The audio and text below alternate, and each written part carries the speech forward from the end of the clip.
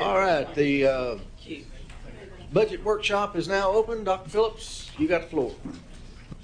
Thank you, Mr. Chairman. Yeah. Good to see everyone. We're going to hand out some things to you. All of this will be posted online. We'll try to get it posted online first thing in the morning, which is our typical process, so the public can have access to this as well. But you'll be able to point folks to that, to those documents. Talk a little bit about the budget in general. I know we've got some members that are new. This is the first time through. Some have been through it a number of times, and so I do want to give a little bit of context around some things that we may typically in previous years not talk about a lot, because you guys already know that and familiar with it, but I do want to make sure that I mention it this year just so we kind of hopefully help with the newer folks knowing kind of where the funding sources are and those types of things, because it may be a question that you have, and we'll just try to address that up front. Obviously, we've given you a consolidated budget that includes general purpose. As you flip through this, you'll see that there's some blue page breaks that separate general purpose from federal, school nutrition, and then two others, the technology, Brown technology budget, and then also the Duke estate endowment budget. And those have been around. Obviously, Mr. Brown's will left us the funds for the Brown Technology Fund, and then the Duke estate was around before I arrived. And it's both of those very specific about what they can be used for and how we've used them in the past, but that's what's included in this document. And then we went ahead, I think, and Trevor passed out the PowerPoint that I'm going to go through. We have tried over time to continue with a similar format, a little bit for ease, to kind of take a complex, complicated budget and kind of get narrowed down to what I think you all over time have wanted to know. Certainly we want to answer questions, and if you don't have them tonight, but then you think of them and you want to email those to me, I'll try to get you an answer for whatever the question is. We'll try to get you a response back. If it's something that's technical or complicated in the sense that it's not as easy as just an email response, then we may give you a call and just talk to you about it, okay?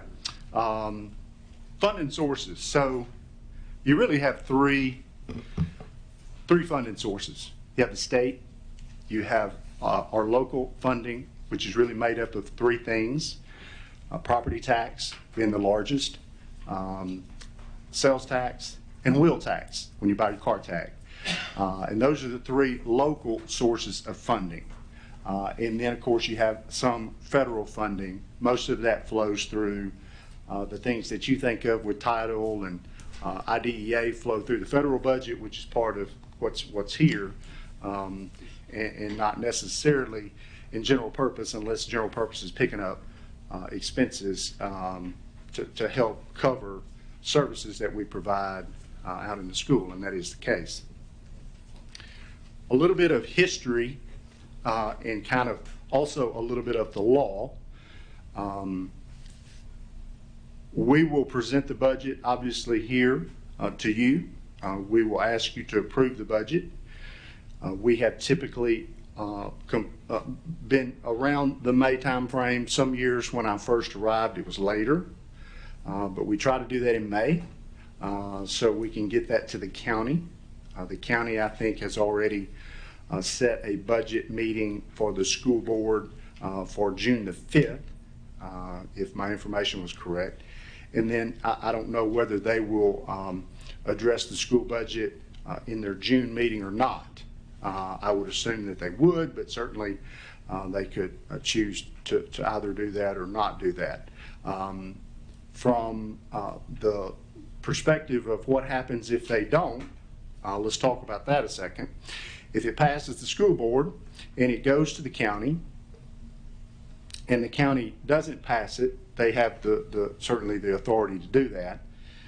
We would go on a continuation budget. A continuation budget is triggered by law. If you do not have a budget passed by July 1st, you would go under continuation budget. Continuation budget Used to be very common here. We would go probably most years on continuation budget. That basically means that you're going to continue to operate, but you will operate under the previous year's 1/12 of the previous year's allocation. And so you could do that if the budget is not passed at the county by July 1st. And there are resolutions that they would pass to do that. Like I said, that used to happen and occur pretty regularly. I don't know if it will or not this year. But for the new ones, that's kind of how that works. The law is pretty clear that if you do not have a budget approved by September 1st, you cannot expend funds. So I tell you that just so everyone understands that if a budget is not approved by September 1st, school will not operate. You cannot pay employees. Certainly hope that's not the case. Pray that's not the case. But that is part of what is in the law that could be triggered if a budget is not passed locally by September 1st. Maintenance of effort. Maintenance of effort is a requirement by law, and I think that's been talked about. I know I've answered a couple of questions about it earlier in the year, and I know there's been some communication with the state. And, they've actually this year clarified, I say clarified, the law's been the same for a long time, but they actually put maintenance of effort on our actual funding sheet. In the past, you just had to look at the previous year's budget. It's pretty simple in the sense that whatever was previously allocated in the approved budget for the prior year for total revenue from the county, it cannot go down. It doesn't have to go up, but it can't go down. So what we have set as maintenance of effort is being confirmed by the state as what you'll see as total local revenue, and we'll go through that in just a minute and you'll see it. Obviously, with any budget, for us, we're a labor-driven business and we love our employees. They do a great job. And we're going to go through here in a moment some information about pay. Pay and benefits always kind of drive the biggest portion of cost for us, and that's going to continue to be the case for forever, because that's kind of how our business model is set up. So we talk about pay and benefits as the front end of a new expenditure, because any increase you have in pay and benefits will be a recurring expense that you will need to plan for in future years. And then there are other things that we'll discuss as we go through it. But I kind of want to give everybody a little update about timeline and kind of what the law says and kind of what we're planning on, and hoping and praying that our county commission will approve our budget, and we'll be off to the races. I've got a PowerPoint, and I think you have that. We'll go on and start with that. A lot of this, and if you've been on the board or haven't been on the board, but you've been engaged with us, you'll notice that a number of these things kind of, especially format, have kind of stayed the same, especially our mission and kind of what we try to do each year with the budget. So our mission: Sumner County Schools commits to growing learners who are college and career ready through quality instruction, effective use of resources, building a collaborative culture, and strong leadership. And I think we've done a good job with that. Budget goals: always looking to increase efficiency and effectiveness throughout the system, expand opportunities for students, and then drive as many resources as we can to the local school and to the classroom. Budget process is really just a timeline. We start meeting with principals in February, and we meet with every principal, and then we usually get through with that prior to spring break, try to be done by March 1st. Then I start meeting with department heads to discuss the needs of each department, and then in April we do cabinet level, direct reports to me, other than principals. Then obviously we put in here May 16th, that's a known date to us, that's today, and then next week. And then we did put TBD because we do believe that the county has called or will call a meeting for June the 5th to hear our budget, and we'll be over there presenting it to them. And then, like I said, I don't know if they'll take it up in June at the regular meeting or not, but we left TBD, but that would be the process that we would go through. We always cover revenue first and then expenditures probably in a little more detail. But if you look, you will see that the revenue side of our equation this year, financials, state funding, the new TISA formula, will generate more revenue for us. I think it will generate more revenue for every school district in the state. It depended on your student's calculation for base student plus unique learning need that was part of the TISA formula, how much you would generate in additional income. But I think you can see from our perspective, TISA and the passing of TISA was good to generate revenue for our local system. In years past, we have seen BEP 1 year of my 12, now 12, 13 budgets. We didn't have a budget when I arrived here. We had to get one together, but some of you remember those days back in, gosh, 12 years ago. It was really my 13th budget here, but I think 1 year of that cycle, we had BP that was pretty flat.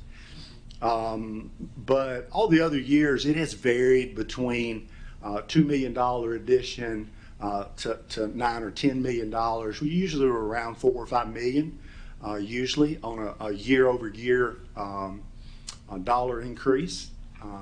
And most of that was always geared toward salary increases. So when the governor would say we're going to increase teacher pay by X% or those types of things, it would never cover that, which we always talked about, but because the old formula of BEP did not cover all of the staff, certified staff, that the law required us to have by ratios. So it was kind of weird.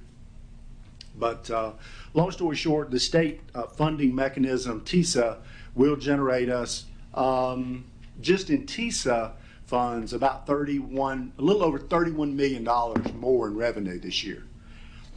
If you'll look in your book, all of you have your blue book. If you'll look, because it's a big thing, but if you'll look, you'll kind of see on that very first page, as soon as you open it up, you will see that the first line, that $126,405,220, that's the maintenance of effort that I was talking about. And if you look over there, you'll see the comparison from year to year, zero. We left that at zero because I think, Mr. Lawing had indicated he felt like that's what the county was going to do, was to give us maintenance of effort, which is that dollar amount that's required by law. If you look a little further down, you'll see state of Tennessee, and you'll see this year we were at $167,786,000, and next year will be just under $200 million. So that's where that $31 million difference. You see 31,702 there because the state, other than TISA, there are a few other things that get calculated into that. You can find those on page 6. If you look on page 6, down at the bottom, state of Tennessee, you will see the state of Tennessee funds that they send us. Not all of it is in TISA. Some of it is in those other lines that you will see. Other state funds, career ladder, you guys see those? But that's where you see that total number, and so you see the TISA number there, 31,411,997. If you look also on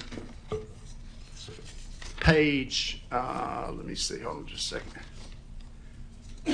If you look on page 5, Page 5, under local taxes, you will see property tax. You'll see a lot of numbers there with trustee and everything else, but the ones to focus on are the first line, county property tax. You will see down under line 40200, sales tax, and then right below that, wheel tax. You see those? So those are the three big items as far as the revenue stream from the local county, and we've placed 0 out there beside them because, like I said, they all total up to that dollar amount, 126,452.20, which is maintenance of effort, and that's what we believe will be the case at the county for this coming year. I will say this too, for some of you that may not know, 2 things. One, property tax and sales tax, we get about 66%, 2/3 of the revenue collected goes to the school district from those sources. And then we get 70% of the wheel tax. Used to be 100%, but then a change was made and it's 70%. In total budget, excluding capital, now don't get confused, because capital expenditures that are considered debt, school buildings that are built, that are incurred by the county to build schools, I'm not referencing that debt load, okay? So I don't want anybody to misunderstand my statement. But when I arrived, that total penny allocation that was at the county at that time, we would generate about 67% of that total allocation. And now that has moved, the property values and the allocation has increased, obviously, but that percentage has shrunk over that time. So now it's probably closer to 61, 62% of the total. And so just so you know, that's kind of how that has trended over time. In past years, if you know, David Lawing has done a good job, great job. I love David to death, but he's been very conservative, which is the right thing to do. We have been, and he has been. So when you look every year at projecting forward for property taxes, new property, and sales tax, right? We have always been conservative in collectability with property taxes, and then taxes on new property that will come onto the tax roll to be collected for this next fiscal year. With that being said, which is the right way to do it, as you generate revenue throughout the year locally, if you do that conservatively, you're going to generate more revenue than what you budgeted, right? So those tax allocation in the pennies will make a difference. And I'm just telling you guys, you probably, as they pass resolutions at the county to allocate pennies, you know, you probably want to see how that's going to impact year over year if they just continue to fund the exact dollar amount. Does that make sense? Because those pennies, if they're left the same, you will get the benefit of increased sales tax and wheel tax and property tax. So people that build new houses and buy new houses and they come on the property roll, those, if they give you the exact same dollar amount, you will not see any of those dollars. Does that make sense? Am I clear about that? And that's just something to watch for. Certainly is their prerogative to either give you the exact dollar amount or leave the pennies the same in the current allocation. They can make that decision, and they will, but that's something that you probably year over year will want to make sure you focus on. One thing that Amanda does that she does, they do a great job. If you look, and you're going through this budget after tonight, look on page 34. Find page 34 for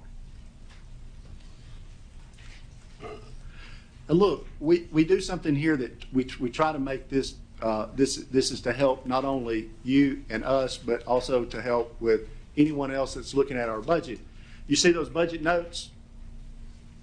Okay. Those budget notes are going to tie back in reference to what line the budget you're looking at. So if you want to know what that property tax collection that I just explained, if you will look on page 34 under local sales tax, for an example, you will see what that means. Does that make sense?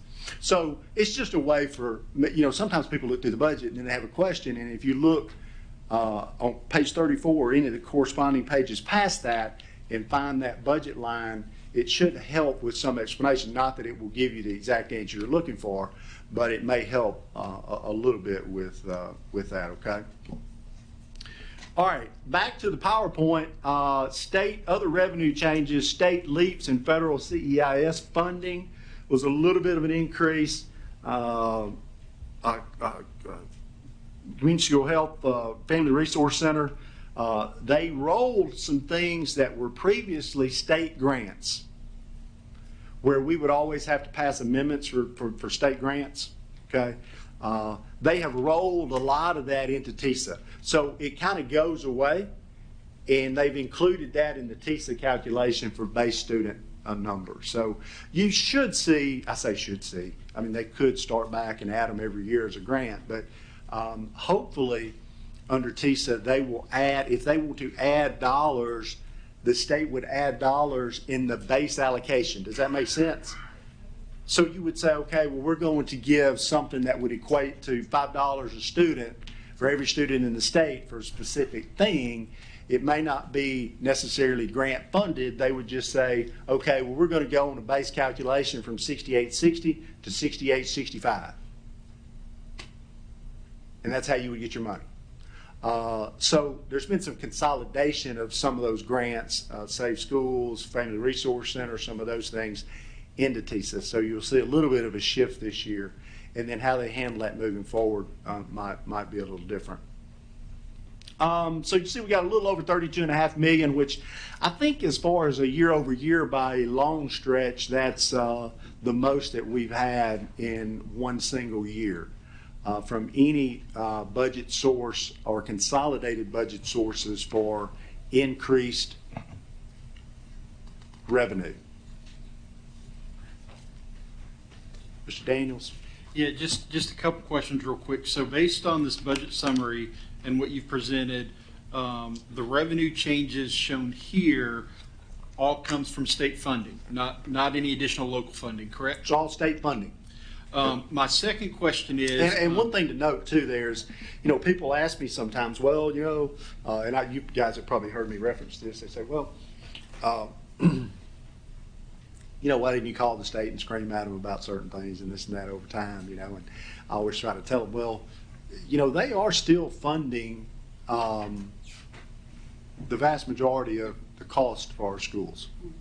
And that gap has probably widened now that we have TISA, because they're putting $32 million more into the school district locally, and then we're expecting our local to stay the same. So that is a good point, and something I think that you should be aware of, and other people should be aware of too. They're going to be right at $200 million coming from the state to fund our schools next year, and we anticipate the local contribution will be 126. well, and I guess that my question is, in looking back at the other numbers, that 31 million is a pretty significant increase over previous years.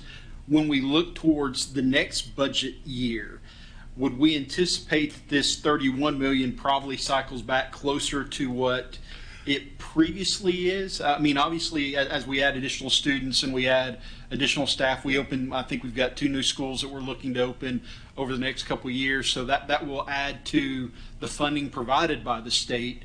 But I would anticipate that next year we're not going to see a $31 million number here. Yeah. It's probably more in line with previous years in the $2, $3, $4, $5, $6 million area from an increase standpoint. Yeah. So from a budgeting perspective, obviously we have tried to be conservative over time, and with that, you will want to make sure that you make recurring budget decisions that give you an opportunity to look further than just today, because this is a business that you're operating, and I think we've done a phenomenal job, and so you're financially very sound.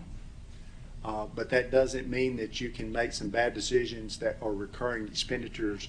And I say bad in the sense that it overcommits you And then in 2 or 3 years, if all of those cycle of recurring revenue stay the same, then you would obviously have your business in trouble. And so I think you just need to be mindful of that. I would, to directly answer your question, say that I don't anticipate the state ever coming forward with this type of funding again. I would say that they will probably raise the base allocation, but at the same time, they will allocate you by state law. They will mandate you by state law to spend more dollars than they send. Does that make sense? So they're going to say, we're going to raise the base allocation from 6860 to 6960, but we're going to require you to do these 3 things that will cost you more than your total increase from the state. Because that's what's going to happen. I'm just telling you now. You can write that down, and I'm not being ugly to the state. I think Representative Lambert and Representative Garrett and Senator Hale, they all do a marvelous job for us. Very supportive, and obviously that's here. You see it with $31 million coming to us from the change from DUP to TISA. But I just know that that's typically, they want to make sure that the local is paying their portion of any kind of increase. And so I think that would be something that you would need to be mindful of. I don't anticipate there will be huge jumps in the future like this one or anywhere close to it. Typically, a while ago when I was talking about, just a minute ago, about being conservative in David at the county, and making sure you kind of understand pennies and how that's generated and what that means.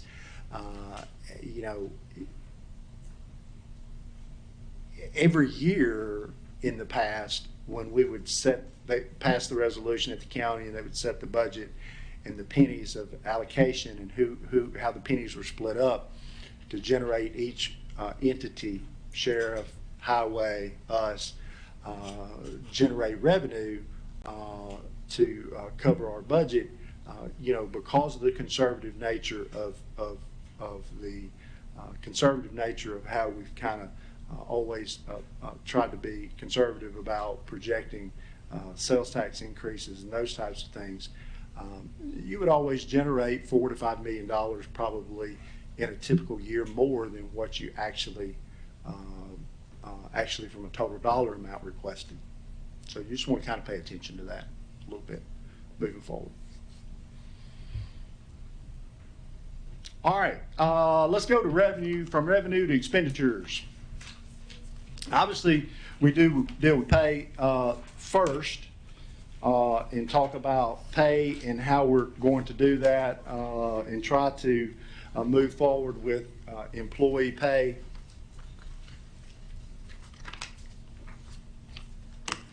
So I think I've got some stuff here I'm going to hand out, and this is going to be a little more historical. Can y'all help me? Will y'all pass those out? So you're going to get 4 different things here, two different sets of things that look just alike. For those of you that have seen this, you know, but we have, it's good to kind of get a little bit of history about the pay situation, and I'm going to show you a slide in a second that references that. It's in your PowerPoint. But also going to make sure that you have this in front of you so you can kind of see what we're talking about in regard to pay with raises and steps, because that's a little bit unique to government and how we operate in the system.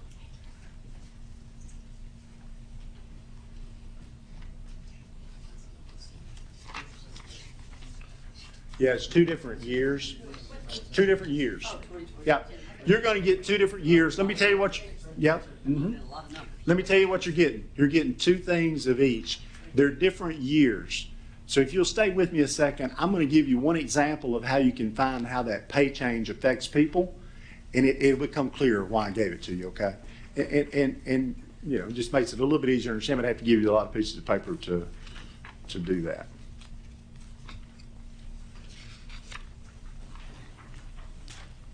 All right, so on your screen, I'm going to go on and go through Let me go through a little bit right here real quick. If you look at your screen, and you can flip a few pages here on the other portion, what we're talking about doing with, and this is kind of a history, if you look on the screen, this is kind of a history of where we've been with, on the certified side of salary increases year over year.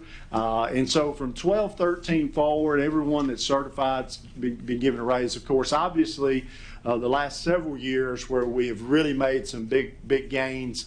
You see that on the scale with starting teacher pay, but it was actually added across the board.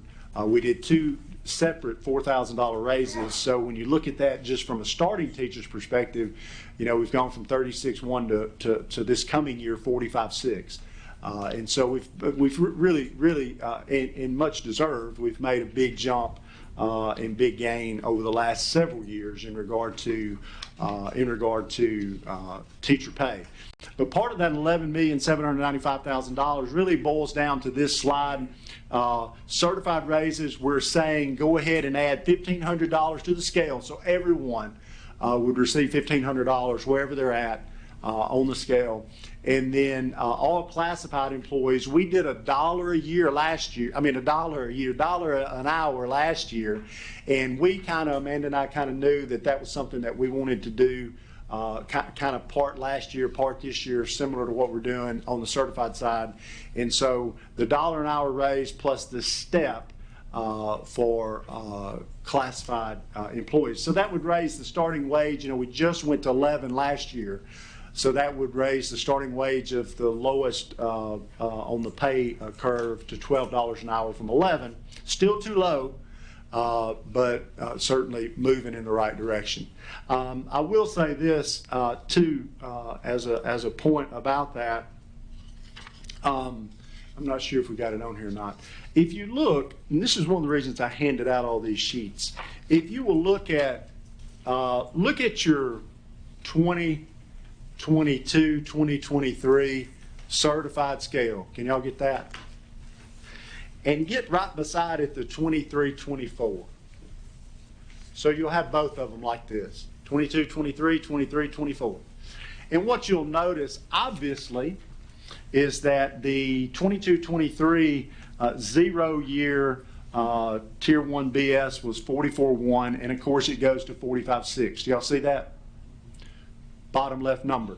What I wanted you to see, because sometimes if you're not in the system, you really don't understand, or you can't, you know, because it's a government thing, the step system that we have for employees as they're here multiple years and move through the system and stay with us. Then when we add to the scale or add $1 or add anything to base wage, they still get that step, right?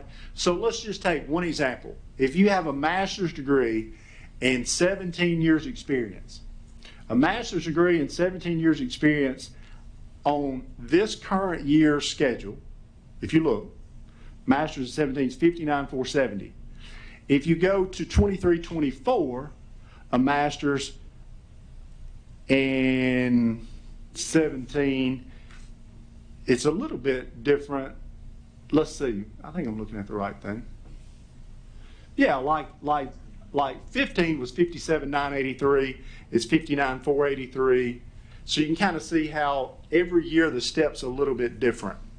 But in actuality, and you can do that with, that's why we wanted to give these to you so you can look at it. And if you do the same thing on the classified scale, you'll see that. You know, if you take those sheets and you say, okay, well, what does that mean? Typically, a step would be about 2%. But some years it's more and some years it's less. But that is kind of how you read those and why I wanted to give them to you.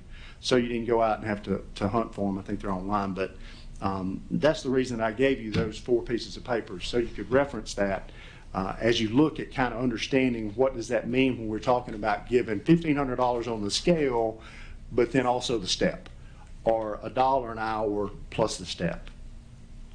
So all of those costs, with the associated costs that go with it, step, raises, the entire thing for classified and certified is that $11,795,000 number that you see there on the first expenditure change. We also had some range increases. So range increases are a different category of where you fall on that classified sheet. So if your job is arranged 16 or 14 or 11 or 18 or 22, you can look across there at what range you are and then what step you're on, and then that would give you that hourly wage. Here are the staff classified range increases, and for those that have been around, you know this because we've done this numerous times to raise ranges of employees across the system. And so this is what we're looking at for this current year to propose for next year. That would be a range increase. So people that fall in these job categories would move on the sheet for next year. If the budget's approved, they would move to the new range and the step that they are would be in next year. Good time for a question. Yeah, sure. A couple of questions. First, where is the governor's proposed new starting pay? Supposedly Yep. in a few years he's want us to be about at what level? At So what it's a great question. When they passed TISA last year, they put in that with the funding that you're seeing, that 31 million, everyone needed to be at 45,000 by 2026, 26-27 school year. So we will already be above that. Now the new version that just passed this year was that they wanted the minimum pay to be 50. Now, what I would anticipate, Mr. Lancaster, is that if that comes to fruition, that base allocation from the state that I mentioned, that's going to float up each year to help the state's portion of getting that minimum salary to 50. Does that make sense? Yes. So 50, is it still by 2026? It's not yet. I don't think that's active yet. I think that's something that they have proposed that they would like to do. And what is it currently? Like, what is the minimum currently? I guess where are we in relation to the minimum? Are we minimum plus? Last year when we did the last raise increase, can I get that to you? Because I'm not sure. Okay. It's changed. The state gives a minimum that you have to do, and we're well above that. Right. And have been, especially since we started the two $4,000 raises. But I would need to ask what is actually, because we weren't close to it, I don't think, so I would need to ask to make sure. But It's a to a good certain question. extent, we got to figure out Yep, you got to figure out, if everybody in the state's paying yeah, X, and we're right now X plus 3, then we got to. That's right. And the new X is going to be 50. Then Yep. we got to be. that's exactly right. And so as you're sitting here in the future, you're going to need to say, okay, well, we were going to have to get paid from 45.6, which we've come from 36.1 to 45.6 in the last basically 3-4 budget cycles. You're going to need to get to 50. That's wonderful. It's great. But you need to also figure out how that recurring cost is going to be. The state's not going to send you all of that. And so you're going to have to figure out, how to make that, how to make that work. And the other question, last year, I call this the crayon slide, but whatever, the Crayola chart, we had a $4,000 increase and $1 per hour for classified, and it was like 18.6 was the expenditure increase. This year we're at $1,500 and $1 per hour, and we're at 12. What else was in that last year that I'm not thinking of? Because it Probably- seems like we should have had. Probably last year we had a big jump in bus. We had some bus driver jump, Okay. and that was a big one.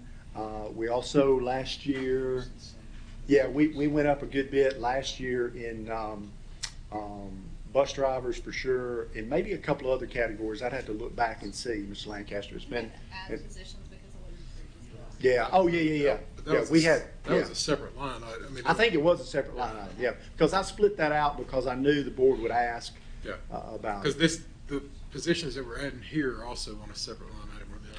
We try to always break that out because we want you to see what the new spots are. Does that make sense? And we've done that every year.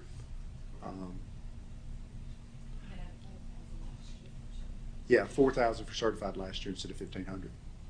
Right, You're trying to back into the math. Well, the correlation seems like, you know, we're 2/3 of what we were last year, but we're really only 1,500, you know, increase versus fourth. You would expect it to be Half.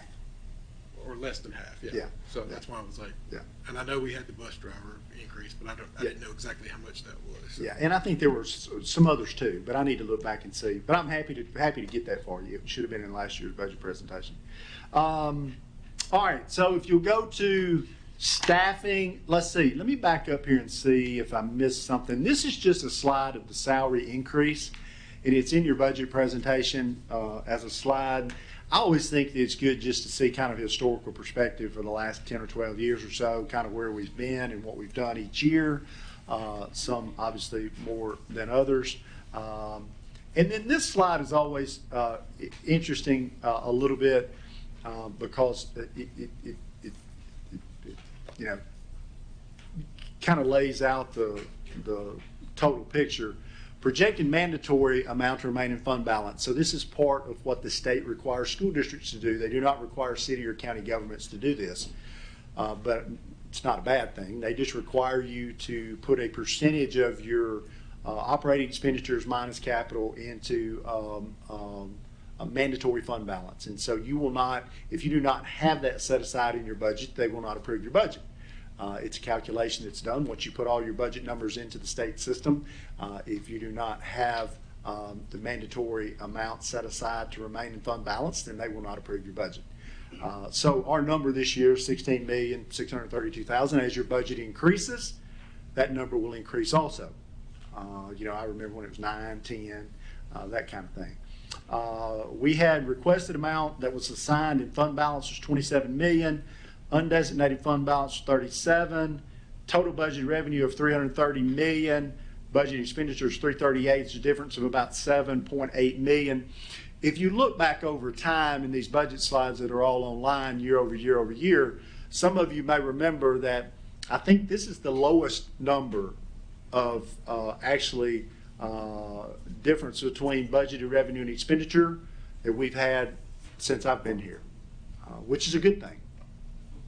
You know, that means that your revenue and expenditures are very, very close together in regard to how much money you have coming in from a recurring revenue stream. Budgeted capital expenditures about $22 million, and then undesignated fund balance, obviously we're taking some of that for that $7.8 million, and then we're leaving unbudgeted a little over $7 million. We've built that up, you know, for those of us that have been around. I remember when it was $1. You know, and then we got to $1 million and $2 million and $3 million, and then this year we're proposing that you leave $7 over there that you could pull from if an emergency happened or a catastrophe or something like that. You could pull those funds and allocate them through your normal process here at the school district. Look, I'm going to go through a little bit of personnel. We do this every year just because I think it gives you some context and idea about new positions.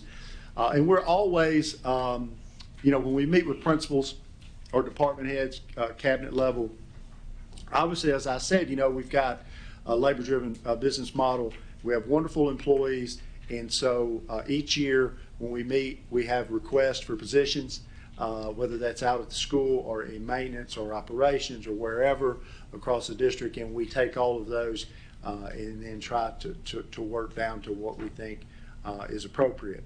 And we always start with the schools. And so we try and have, since my time here, it's a process that we go through with principals, and they know before they come in the room, because they've done it, if they've done it more than once, kind of know based on their student population and allocation and their current personnel, kind of what probably will happen. If they gain more students or if they have a need, then that's where they would share it. And then once we meet with all the principals, then we would get them an answer about the positions that they've asked for, so forth. So we're always going to have academic teachers because we have growth across the system, and you're going to want to make sure that you continue to support ratios that are out there for pupil-teacher ratio. So we have always going to see more teachers year over year. So this year's 14 academic teachers, 6 ELL. We have more EL students being served, and the state has a mandated ratio that you have to keep up with. They changed that 4 or 5 years ago, and then they've changed it again, lowering it. And so that every time they lower it, that requires you to hire more EL teachers, which are hard to find, but that's what we have to do. CTE guidance, we're always looking at ratios against guidance and then trying to figure out where we have possibly some job shares or splits where we can help the school and clean that up. So guidance counselors are added for growth and for ratio, just kind of depending on how that goes. You see the same thing with teachers, sped teachers, and teacher assistants, nurses. We're trying to remove a split right now with Liberty Creek Middle and High and Union, and then transfer and pay on reimbursement from one grant to GP. Half a safety project manager supervisor. Let me tell you what this is. As we get into more of our safety program, just one aspect of that with the Sheriff's Department and with Katie and Andy Brown, as we do things and principals say, my door doesn't work, or I've got 8 locks that don't work. We've got to have, we do a fabulous job, but I think it's important that we have someone that their sole role is to make sure that happened, right? It's not a full-time job, it's a half-time job. And we just want to make sure that that person can say, yes, this active checklist of things that principals have sent in work orders that are safety-oriented, that person's going to make sure that the follow-through happens and that we have a record of it. Does that make sense? I think that's a real wise move to make happen. And then HR staff, finance staff, actually the finance staff person probably will do a lot with budget because people ask me, when does the budget start and stop? It never stops. I mean, you're always analyzing where you're at with the budget. IT support, as our IT system grows, you know, Chris has to have help, and we've added over time. And then maintenance staff, we need another roofer out there. Mr. Lancaster, I think that question. So this, I know this carries us from July through next June. When is White House Intermediate scheduled to open? Next fall. White House Intermediate and Liberty Creek Middle Okay. will open next fall. Which Now, Liberty Creek the good Middle- thing, the good thing about it with the transition of those two campuses, you will have some redundant positions, but some of those have already been hired. So you've got some at Liberty Creek Middle that will physically move, but we've already taken on the recurring expense of that because they're already there, right? They'll just change physical locations. White House Intermediate, you'll have some, because you're opening a new facility and you're doing what we did last year, you'll have some redundant positions that you will need to hire because you can't split one person, right? So secretary, counselor, those kind of things. But most of the teachers will transition to White House Intermediate from other schools in the system, predominantly H.B. Williams. Right. That was what I was. So you won't have a lot of headwind next year as far as actual new staffing to Administration at White House Intermediate mainly you've already office got- administration, guidance, things that you have one of in the school where you're splitting. Those positions you will have to hire new. But it you know, sometimes people don't realize that the overwhelming vast majority of the teaching staff will move with the students, Right. student population. Mr. Crane? Thank you, Mr. Chairman. Going back to Liberty Creek Middle, when they transition to their own building, that wing will be the freshman wing. Won't we have backfill staff, administrative, nutrition, things like that for that wing as well? Not nutrition, but you may have some staff that are currently serving those students at the high school, like office staff, those kind of things that will have to be hired. Yeah, but it will be a very small percentage of the actual people compared to like last year when we had to staff the whole school. I thought, don't they have their own cafeteria on that side? They do. But the same nutrition staff for? Yeah, and Okay. it's the way it's set up. Yeah. All right. A little bit about look, this is one thing that I think we've gone over. Way back, years ago, we would give, and we still do, give allocations out on to per pupil. It's a straight run of dollars, and it was $15.30, and we worked real hard to get that up, and we've now moved all the way up to $75, and we've been there pretty consistent since 1920. These are dollars that go directly to the principal from us. We made the transition when I arrived. It was $15.30, but we didn't give them the money till December. Well, it's hard to buy stuff for the school when you don't give them the money in December. We start in August.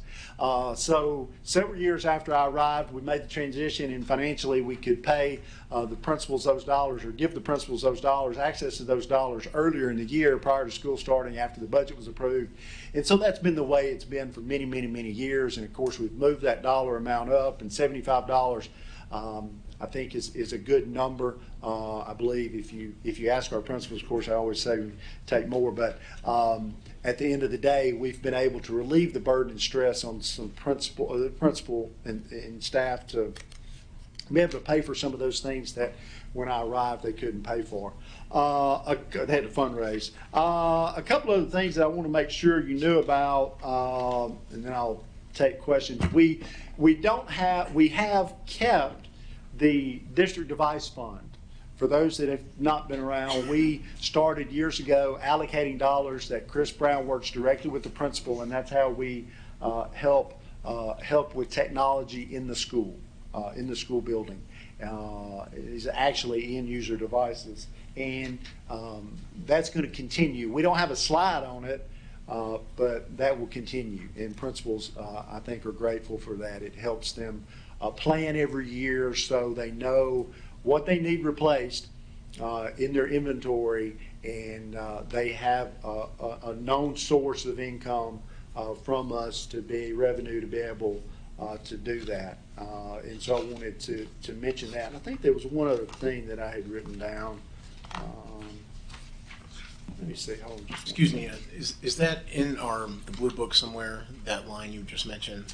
Yeah, Technology? district device fund is there somewhere. I'd have to ask Amanda. Okay, 71,100, yeah. 71,100. Yeah, this year we kind of, it's in the back with our capital, and so if you'll look in the back capital section, let me find your page number.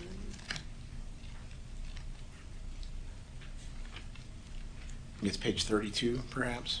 Yes, that's 71,100, 722.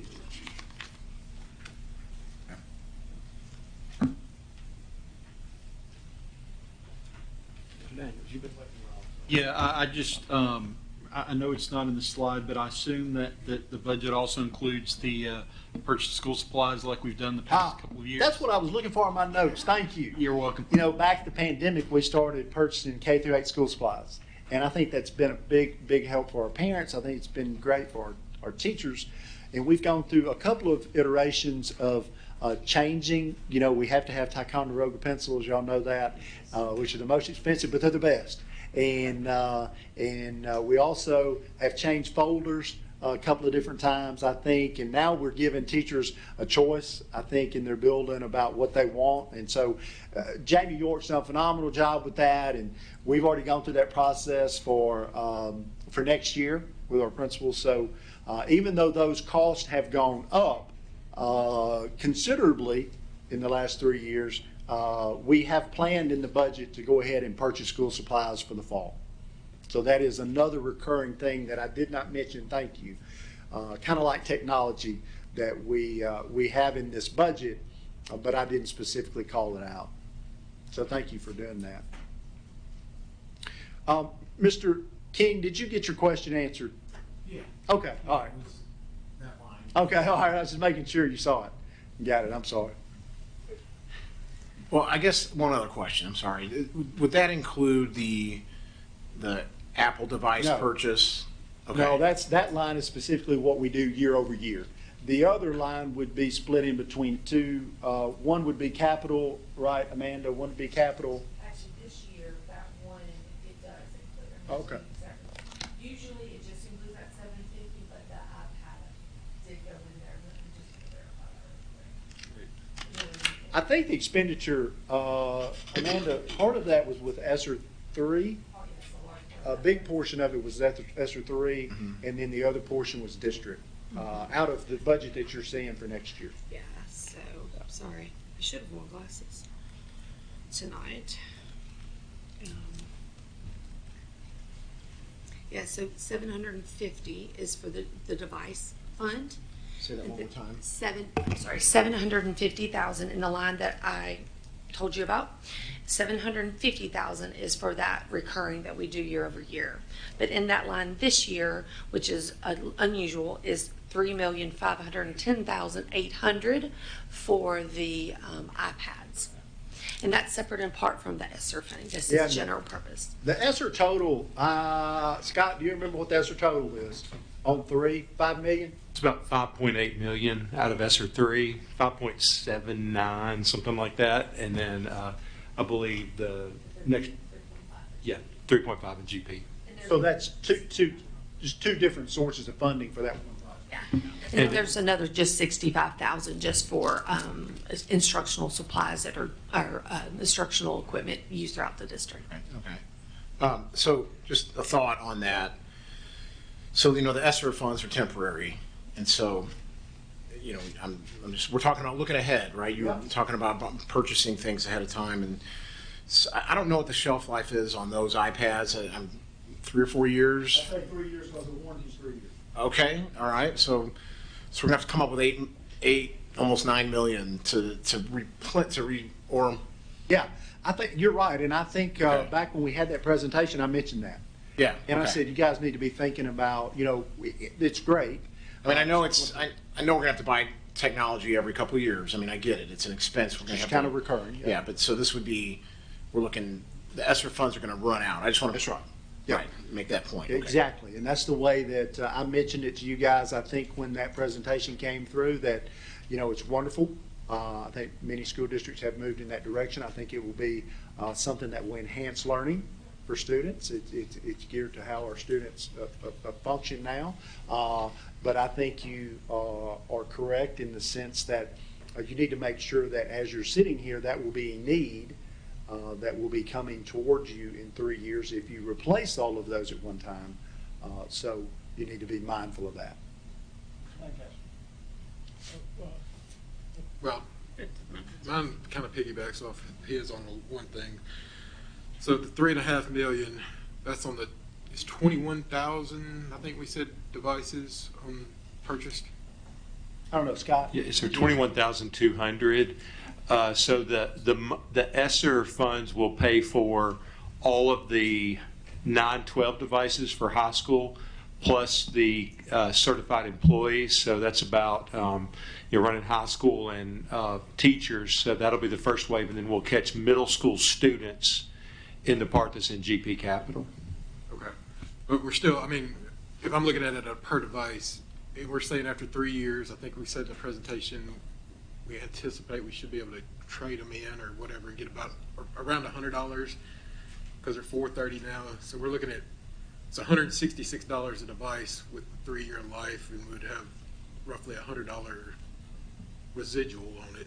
So, I mean, you're really looking at $22 a year for the next 3 years in the way I think of spending money. But anyway, that's on that piece. The other piece I was going to ask about while we're on the capital, last year we added a $15 million capital increase, I know, for Liberty Creek High School and Elementary for all the furniture and things like that.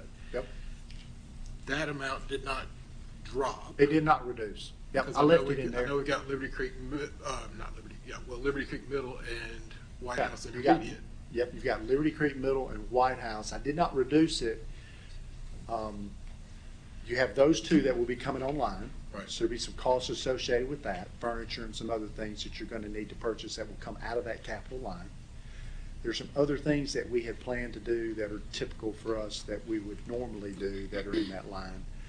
There's an allocation that is in there yearly that we've been given to the schools where they've been using that for capital.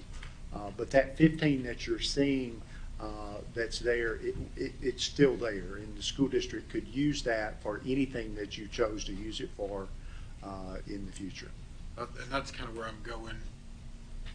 If we punting over to 24 and just in the horizon, we should have money If you there. If you look forward, how I would look at it as a person that's been, driving the boat. If you look at it and you say, hey, once I get past next June, we're sitting here this time next year, and you have purchased all the things that you need for the opening of White House Intermediate and White House Middle, right? And then you look at those actual costs and what is left in those dollars, Mr. Lancaster, you could move that capital money in future years to anywhere you wanted to within the budget. Does that make sense? Right. Because I'm still trying to figure out how we're going to get that governor's number, closed up. So that's The what biggest thing that you've got to figure out on I would hope that in the future you would look at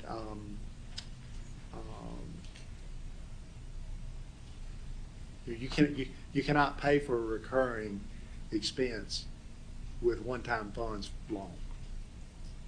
It is a bad financial move. So we are in sound financial condition. I would say as sound as this district's ever been in. But if you allocate recurring expenses out of non-recurring revenue, you will only do that for a short period of time, and then you will be in a bad situation. So I understand where you're going with that, and that's certainly a decision that can be made by the board in future years. You might also look at, hey, we're going to manage that capital line post next year, Mr. Lancaster, and we're going to allocate $2 million. We're going to restrict $2 million into technology fund. Okay, that will be restricted for 3 years from now. You will add it up, $2 million a year you set aside, and then when you get to that third year of iPads, you have addressed that issue, but you haven't done that in a financially harmful way, in my opinion. that's what I'm trying to figure out. It's like Yep. how much. Like I'm not saying we're going to be able to use all 15 by any means, but we should have maybe some that we can use for salary or whatever in the future. Yep. If that TISA money, we don't get as much of a jump as we expect. So. And I would say too that a little bit more clarity. We were in this last year where TISA was approved last year, right? But then it wasn't going to start for an entire full year, right? And I think that was great for the state because we were able to look at early estimates last year, which didn't change a whole lot, and they had a whole year to make sure their estimates were correct and that they were giving us good information, financial information, so we could kind of plan a year in advance. But it will give you a little bit more clarity too with what they're going to do with the base allocation for TISA. Once you get through one cycle with TISA, you'll know, Alan, how they're going to allocate future teacher raises to get to that minimum by 2026, 27. You'll know how they're going to fund that, or if they're going to fund that in addition to the base allocation. I do. I'm right-handed. So I have a couple of questions. One, I know last year when we were doing classified raises, specifically in SPED, so Miss Dan may need to help me on this. I don't believe that we addressed all of our SPED employees last year in the range increase, that there were a group of SPED employees that were not included, with the intention that we would include them this year. And I don't know their exact titles. I believe they're within, if it's still considered resource. I feel like those names change a lot. So I think it was the resource assistants in that. Are they included in this year's range increase? No, they're not. Okay, so is there a reason that we did not include, because I feel like then that makes that gap even wider than where they were before. So they weren't included in the step last last year, We're including the range, not the, they're included in the They were included in the increase, step, but not they were in the range, Range yes. change, right.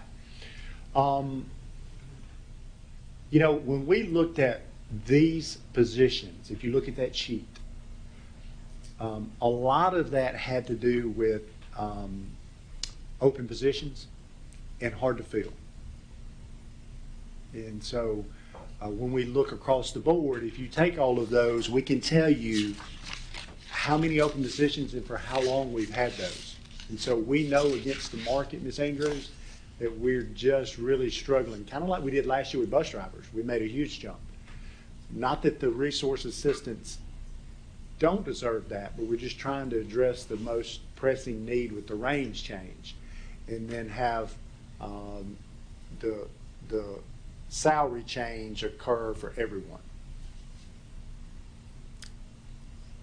I personally would like for us to take a look at that and see if there is something that we can do for them. Again, I know in our buildings, those employees have a lot on them. And I know last year that it was hurtful for them when they were not included in the other SPED. And I think to then get another year where they are also not included again will not be good And I think for one- them. I think that is something that we need to look at and that we need to address, and we need to consider putting them into the range increases. Sure, we'll look at it. Glad to. Another question, sorry. For high school band, it looks like we have kept that amount per pupil, which again, I remember when it was $15 and $10 per student, and we were doing exuberant fundraising for basic things. And so I know that, in 18-19, when we got to the amounts that we did, that was a big deal. And it's still a big deal, but I do think specifically in our arts departments, and honestly, some of this just recently was drawn to my attention, that some of those things, specifically in band, those instruments are very expensive. And so while $25 per student is a significant increase when you're looking at the cost of the instruments and so forth, it just takes a longer time to eat that elephant. So is that also something that we could look into, possibly either doing a one-time allocation to our high school band departments where we look at doing a chunk of money to be able to bring those up? I know I was told recently. I would change how you're doing that. Okay, we're giving the schools, from the time that I arrived until now, we're placing a lot of dollars out at the principal discretion, which is the right thing to do. It's a good thing, and that's where it needs to be. But I would change a little bit about how, over time, since we've started doing that, a little bit more of how that occurs. So in the past, we would have them submit items that they would purchase to us, like the high schools, where they would want to spend $200,000. And I would probably just look at maybe how you do that, in that they would go through Dr. Langford and Miss Brown, and some of that could be restricted for band or fine arts. I would just like to. I would like to see I think that sometimes being an increase people, for them. every principal does it a little differently. But there could be situations where the arts are not really getting much of that capital, and athletics. I love both athletics and arts, but maybe athletics is getting a lot of it, maybe all of it. So you may just want to look at those dollars that are already allocated in your budget and just figure out a way that maybe you can have some influence over how those are spent out in the building. Yeah, I just know that that's been, I've heard from specifically band parents on numerous occasions, and just, like I said, It's very expensive. seeing that what the cost of one instrument is, and then hearing that those instruments haven't been updated in numerous years and so forth, and just across the board. Again, it's hard when students see the investments in other parts and then go, Yeah. what about me? Yeah, and I think there's multiple ways to get to that same end result. Well, call the church because I agree with Ms. Andrews on something for a change. I absolutely agree that our SPED assistants need a significant raise. If anybody reaches out to me talking about an increase of pay, it's usually a SPED assistant. That's a very specialized position. Those are individuals that we can't, just put out a job ad. It takes a special person to do that job. You've got me scared now because we're talking about the $32.5 million in additional revenue, but we may not expect that next year. Of our current budget, what is our increase in reoccurring cost? So it would be those dollars in the expenditure line that are going to be there forever. So Right. any pay raise that you're talking about Yeah. is going to be a recurring expense. That staffing increase and adjustments are a recurring expense. I didn't go through all the expenditure changes, so Mr. Graham, let me just tell you while I go through there, okay? Utilities, internet are going to be a recurring expense. I didn't know if you had a number already prepared. Yeah, no, I mean, if you look at that number, that 21 million, the vast majority of it will be a recurring expense. Okay. Yeah. And anything like you just mentioned, you wanted to give other raises or anything like that, I mean, you would just add that to it. Is there anything in here to pay technology teachers at our schools so our PTOs don't have to do so? No, and we've talked about that for years. And now with where we're at with technology, and this has occurred even previously, every teacher we have is a technology teacher. I mean, we're talking about using technology as There's a lot of bake sales that would say otherwise. Yeah, okay. But my opinion, you've asked my opinion, and that's what I'm telling you. That if you have a teacher that's not using technology at this point, then I'm not sure they're in the system. They're probably not in the system. So I think we've come a long way. I think that would not be something I would fund. If you actually ask elementary principals, if I'm going to give you one additional FTE, I'm going to give you one additional job, and I'm going to let you pick what they do, that wouldn't be it. I know, I've asked over and over and over again. So I think there's a little bit of misnomer there that would be what they would spend those dollars on if you did allocate it to them. But that's my opinion. Well, we'll have your opinion for some time to come. Yeah, that's right. Real quick, I want to piggyback off what I just don't want this to be a misconception, because what I heard you say, Mr. Graham, was that we could count on this 31.4 million going forward. You're just saying the increase of Yeah, that no, large. you can count on the 31 million. That's a recurring expenditure. I mean, that's a recurring revenue stream that's going to be there. It's not going to be that much of Right. an increase. No, that's right. First of all, I want to make sure that gets cleared out. But No, I thought that Mr. Graham was trying to understand that you have a recurring revenue stream with TISA that will always be there, and it could increase. It's not going to increase $31 million above the $199 million next year. It might increase $3 million, $4 million.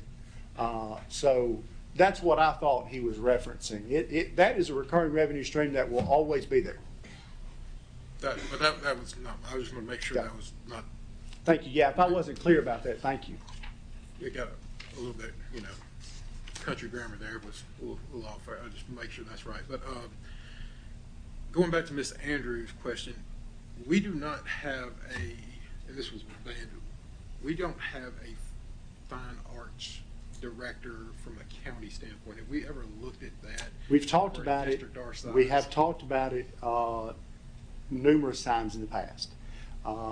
We talked about it actually several years ago when we did that with guidance counselors and hired someone to kind of help coordinate and oversee the work of guidance counselors and support that they have. And that may be something y'all want to talk to Dr. Langford about in the past. We have had discussions in the past about it. Yeah, Dr. Langford about it, yeah. And I just wanted to add that, we did a couple of all-county performances in fine arts, and then COVID hit, and we dropped it for a little bit. we've actually budgeted in the instruction department budget to bring back those all-county fine arts performances in elementary, middle, and high school. So there's money in the budget to support those, because obviously, like, you know, if it's all-county chorus, they need sheet music and different things like that. So there is money in the instruction department budget to help support countywide fine arts. Well, just going to what Ms. Andrews said, I just, you know, I don't want the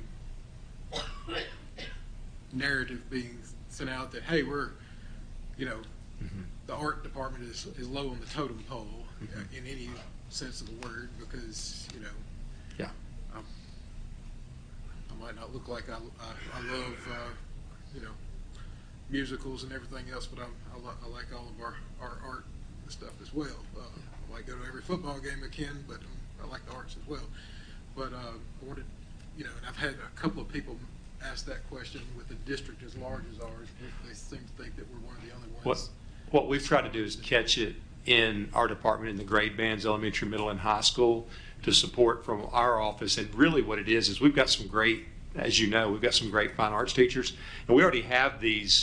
The questions that I typically get is they're already running these programs. All they want to know is, like, how do we get T-shirts? How do we buy lunch? How do we buy sheet music? How do we get those supports? So I think now we're pretty, I mean, I would always, you know, always interested in supporting the fine arts, but I think, like, where we are right now is we have prepared more coming out of COVID and having more activities to address the needs for those fine arts programs moving forward. You know, in band, chorus, and theater. I mean, Mr. Daniels and I have talked many, many times about having a countywide musical, and we're going to, COVID got us, but we're coming back to it. We're going to get it eventually. Or if we could get somebody to work on the scheduling so that they don't have 3 going on at the same weekend, you know, that would help me out, because I was trying to figure out how to make 3 in one weekend not too long ago. So thank you. Mr. Graham brought me back to the expenditure page. I appreciate that, because I didn't go over some of those that are on there, past personnel. Utilities and internet, obviously, most of this, some of this was the addition that we were obviously planning for with Utilities for Liberty Creek. I'm going to tell you the biggest, I think, majority of this increased cost in water. Water costs are higher, and that's been a change. Stormwater fees that are, you know, assessed are in there, and that continues to change. Diesel gas, obviously diesel and gas, we're paying less for diesel and gas today than we were 9 months ago, but it's no different than you see when you pull up to the pump, and hopefully that will settle down a little bit. Liability building, workers' comp, obviously we added Liberty Creek, and any changes that occurs, just like changing insurance, you're adding value to it and it costs more. iPad, software and iPad, training supports, textbooks, and other supplies and services. So some of those, vast majority of those will be recurring, like I talked about with Mr. Graham. Now, diesel and gas and other things, they're going to fluctuate. Some of that utility cost, but I doubt utility cost, once you see that increase, will ever go way back down. I mean, it's going to be pretty consistent. If they add more fees or it costs more, then you'll have to address that year over year.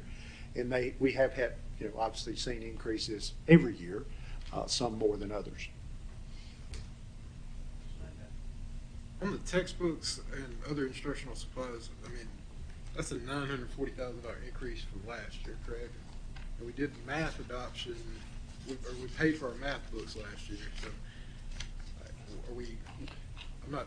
Scott can get, yeah. I guess I'm questioning a little bit on the, like, what are we buying there that's so much more? Yeah, I think, and Ms. Brown, jump in if I'm misspeak, but we had always, like, historically, we funded textbooks out of, we had about a $1.55 million recurring budget line for textbooks, but then we had money that stayed over at the county in capital that we used for textbooks. So now, like last year, we moved that money back over. So we're trying to make that line more accurately reflect what we spend. In the past, I mean, obviously, like when Dr. Phillips came, and he can certainly speak to this better than me, but we had to capitalize textbooks in order to get them, and it's really not there's better ways to manage that than capitalizing textbooks. So we're trying to get that to actually reflect. And So we're increasing our annual allocation. In other words, last year we didn't, in my head, I'm thinking, okay, last year we spent, or last No. year being like this month, we spent $3 or $4 million for math books. right. It was in last year's budget, and then we're now spending that plus 940 No. next year. And you'll remember there was an amendment to move some money into textbooks this year. And it was like, I think $750,000, it was $700 some odd $1,000. And that was passed maybe last month or two. And so what happened was in the year before, that a lot of that capital, like Mr. Langford said, had been paid at the county.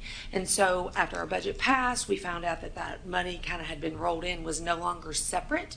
And so we didn't have textbook funds like we typically had at the county. So we had to come up with those funds here, and that's why you saw that amendment. And I think the other thing you're going to see, Mr. Lancaster, is that the textbook industry's changed. Obviously, curriculum industry's changing a lot. So I think some of the things is, I think paper is going to become less a part of curriculum moving forward. So I think that there will be some shifts in costs and things like that that makes technology part of basically providing curriculum. But also there'll be some savings on the other side because we won't be buying it. I mean, like if you saw the volume of paper that Jamie moves each year, it's pretty amazing, and I think that'll start to decline.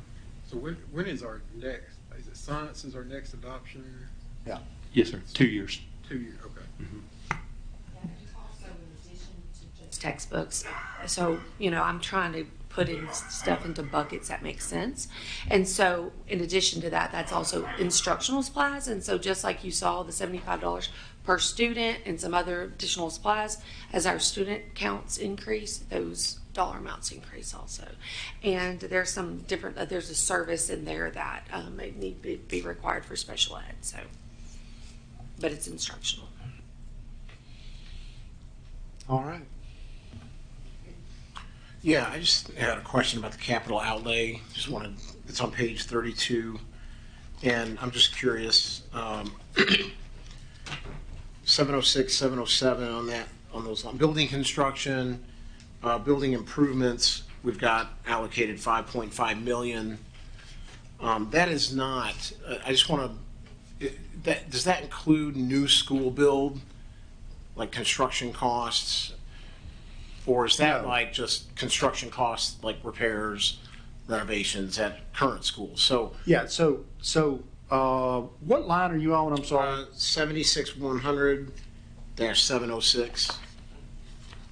Yeah, it's not page 30. Okay, yeah.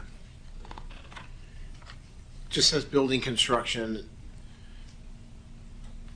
I'm assuming, because that is not for the new schools. No.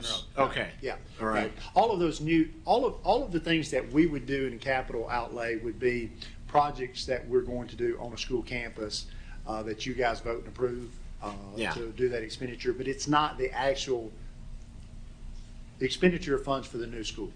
Those are all done through the county with bond. Right, okay. Last year it was about 13 million. We don't have actuals for last year. I mean, does some of that carry over that we didn't spend, or did we spend it all? Yeah. So so anything that's in those lines that kind of Mr. Lancaster was talking about that too. Anything that's in those lines would roll forward and would be part of your fund balance. Okay, all right, Yep. so it does carry over That's if it's right. not spent, okay. That's correct. I don't see anybody else, but one other question about transportation in regards to bus drivers. So a lot of drivers are retired. They have their own medical insurance, and so they opt out to not take the insurance. Maybe some do, I don't know, but I know some drivers will keep whatever insurance they have. Maybe it's through their spouse or whatever.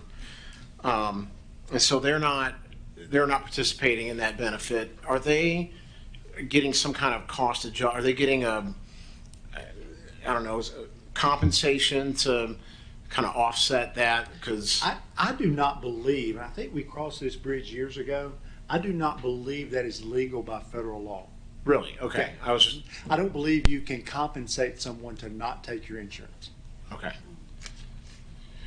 Well, I was told there are no dumb questions. Yeah, that's right. But I do. I was just curious. I had a driver ask me about that. Yeah, I so do was believe we curious. actually looked into that years ago. Years ago, because we were thinking the same as you. We would be better off to pay them $200 more a month and not take insurance. Yeah. But there's a federal law against that, Okay. unless it's changed recently. I don't know about it. Okay. And then finally, just I'm looking at the first page, page 1. We've got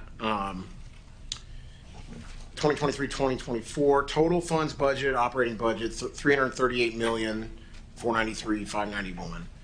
But it says previous year's approved budget was $316, and I'm looking at last year's budget. Last year's budget was $338 million. So what was the adjustment there? So I'm breaking capital back out. So Okay, so it's last the capital year- outlay. Okay, that's It's just I a actually thought that. presentation. Tie that 316 to the 22 on this sheet, it'll come up with that. Yeah.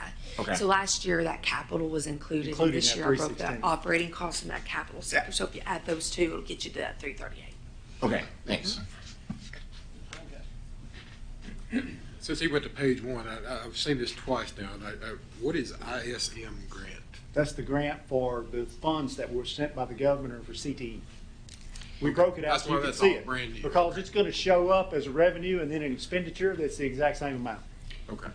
And so we're putting it in the budget this year, but I didn't want to include it with what you typically see because it's kind of a one-time or over the next 2 years, Scott, is it? And so it just kind of convolutes your year-over-year So what would- expenditures and revenue. What would happen is it would make what Mr. King just mentioned look that much more confusing. Because that money's coming in and you're gonna expend every dollar of it for what the state has approved you to do that. So it's just easier to keep it separate.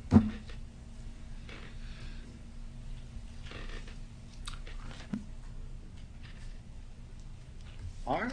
You finished? I got one more question. So we may have already asked this, I don't know, but do we have any positions that we've created with ESSER funds?